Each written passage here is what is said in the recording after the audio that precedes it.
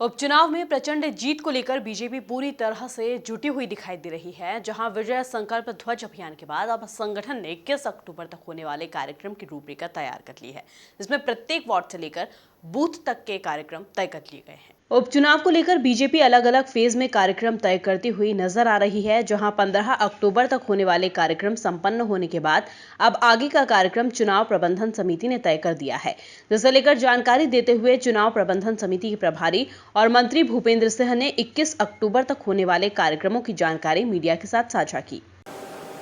और द्वितीय चरण हमारा 16 से लेकर 21 तक चलेगा। इसमें हमारे सभी नेताओं की सभाएं होंगी।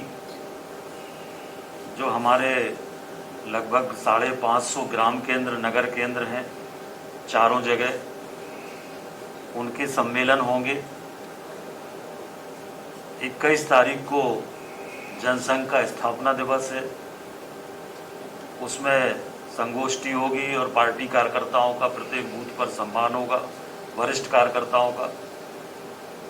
इसके साथ साथ हमारा युवा मोर्चा जो है वो एक मतदान 20 जवान बनाने का काम कर रहा है। तो एक मतदान 20 जवान का कार्यक्रम भी 21 तक कंप्लीट हो जाएगा। हमारा जो महिला मोर्चा है वो स्व सहायता समूह के सम्मेलन कर रहा है 16 से लेके 21 के बीच में। तो इस तरह से ये 20 तारीख को सदैव वाल्मीकि जी की जयंती है, उस पर भी प्रत्येक बूथ पर कार्यक्रम होगा। वाल्मीकि जयंती के कार्यक्रम में हमारे माननीय मुख्यमंत्री जी, अध्यक्ष जी सहित सभी हमारे केंद्र के राज्य के नेता उसमें सम्मिलित होंगे। तो इस तरह से ये 21 तारीख तक का कैलेंडर बना हुआ है। वहीं मंत्री भूपेंद्र सिंह ने कांग्रेस पर जमकर निशाना साधा और क्या कुछ कहा, जरा आप खुद ही सुनिए।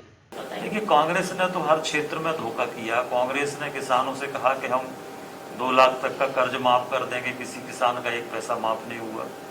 कांग्रेस ने कहा कि हम नौजवानों को 4000 रुपये बेरोजगारी भत्ता देंगे, किसी को 4 पैसे बेरोजगारी भत्ता नहीं मिला। कांग्रेस ने कहा कि हम मुख्यमंत्री कन्यादान में 51,000 रुपये देंगे, किसी एक बेटी की शादी में 51,000 रुपये नहीं मिले। कांग्रेस ने जो हमारी जनता के कल्याण की योजनाएं थी वो सब बंद कर दी। संबल योजना बंद कर दी, मेधावी छात्र योजना बंद कर दी।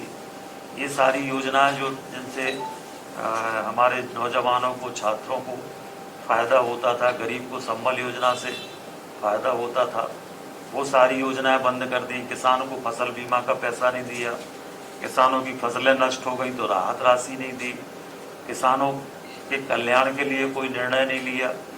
तो इस तरह से ये सरकार पूरी धोखे की सरकार थी। इस सरकार ने सिवाय मध्य प्रदेश को लूटने के अलावा और कोई काम नहीं किया।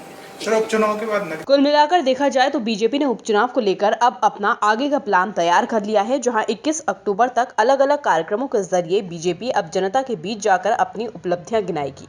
Bureau report, MP news, Bhopal.